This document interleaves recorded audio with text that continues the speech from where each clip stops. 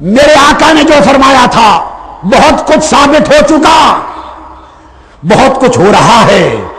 اور سب کچھ ثابت ہوگا، مگر دیکھنا یہ ہے کہ کیا تاجدار کائنات یہ سب کچھ ٹھنڈے دل سے فرما رہے تھے؟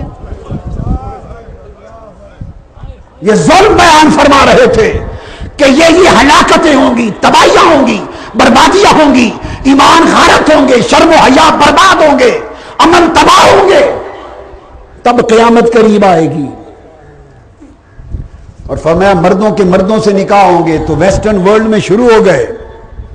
اور پھر فرمایا عورتوں کے عورتوں سے نکاح ہوں گے، یہ بھی مغربی دنیا میں شروع ہو گئے۔ وَمِنْهَا نِكَاحُ الرَّجُلِ الرَّجُلَ وَذَلِكَ مِمَّا حَرَّمَ اللَّهُ وَرَسُولُهُ وَمِنْهَا نِكَاحُ الْمَرْأَةِ الْمَرْأَةَ وَذَلِكَ مِمَّا حَرَّمَ اللَّهُ وَرَسُولُهُ۔ یہ حدیث پڑھ رہا ہوں۔ یہ گے سوسائٹی اور یونیسیکسول سوسائٹیز کا قیام ابھی ادھر شروع ہوا ہے، پھر مغربی دنیا میں یہ رواج چھائے گا۔ جب لعنت وہاں غالب ہو جائے گی تو چونکہ آپ کے مقدر نے، آپ کے حکمرانوں نے، آپ کے لیڈروں نے چونکہ غلامی لکھ رکھی ہے، جو لعنت وہاں مسلط ہوتی ہے، یہاں سامراج طاغوتی پلید طاقتوں کے ایجنٹ مقرر اس لیے ہے کہ وہ ایمان کو جڑ سے کاٹ دیں، اسلام کا تشخص ختم کر دیں، اسلام کا نظریہ مٹا دیں، اسلام کی غیرت کو ختم کر دیں۔ جو چیز وہاں رواج پا جائے اب نئے فیشن کے نام پہ وہ پھر یہاں بھی درآمد کر دیں۔ درآمد کیسے ہوگی وہ بھی بتا دوں کہ جب یہ نکاح وہاں ہونے لگ جائیں گے پھر آپ کے ڈرامے بنیں گے اس موضوع پر۔ لکھ لو میں تو اس وقت ہوں گا یا نہ ہوں گا، دنیا میں زندہ ہوں گا یا فوت ہو چکا ہوں گا، میرا کلمہ آج کا یاد رکھنا، یہ متعین کیے گئے ہیں یہودیوں کے ایجنٹ، یہ دشمنان اسلام اور طاغوتی سامراج کے ایجنٹ، اس لیے کہ اسلام کی ثقافت کا خاتمہ کیا جائے، اسلامی غیرت و حمیت کا خاتمہ کیا جائے، ایمان کا خاتمہ کیا جائے، مسلمان عیسائیوں ہندوؤں کی طرح مردہ لاشیں رہ جائیں، اور یہ جمعہ کے جمعہ دن مسجد کھول کر عیسائیوں کی طرح اپنی عبادت کرنے جائیں، مسجد ویران ہو، جو اسلام کی غیرت کی بات کرے اسے بے وقوف سمجھا جائے، جو حرام و حلال کی بات کرے اسے دقیانوسی سمجھا جائے، جو مصطفیٰ کی تعلیم کی بات کرے اسے اگلے وقتوں کے ہے لوگ انہیں کچھ نہ کہو کہا جائے۔ تو اس پر میں کہہ رہا ہوں لکھ لو، ڈرامے بنیں گے، فلمیں بنیں گی دکھانے کے لیے کہ یہ کچھ ہو رہا ہے۔ جب آپ وزارت کو کہیں گے، جو وزارت اس کنجر خانے کے لیے بنائی جاتی ہے، جو کنجر خانے کو رواج دینے کے لیے وزارتیں بنتی ہیں،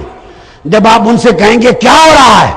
وہ کہیں گے یہ گندگی دکھا رہے ہیں تاکہ آپ لعنت بھیجیں اور آپ کو پتا چلے کہ وہ لوگ کتنے گندے ہیں، کہیں گے یہ، اور دراصل آپ کو اکسایا جا رہا ہوگا ہر روز دکھا دکھا کر۔ یہ ڈکیتیاں کیسے شروع ہوئی؟ یہ ٹی وی کے فلموں ڈراموں نے راستے دکھائے، تو وہ پھر روز ٹی وی ڈرامے اور فلمیں چلیں گی، رفتہ رفتہ یہ راستہ ہموار ہوگا، پھر دیکھیں گے سوسائٹی میں رد عمل نہیں ہے، رد عمل نہیں ہے، پھر رفتہ رفتہ اکا دکا واقعات کروائیں گے، آہستہ آہستہ جب دیکھیں گے غیرت مرتی جا رہی ہے پھر کہیں گے بھئی آزادی ہے، ان کی مرضی کرتے ہیں کرنے دو، ہمیں کیا۔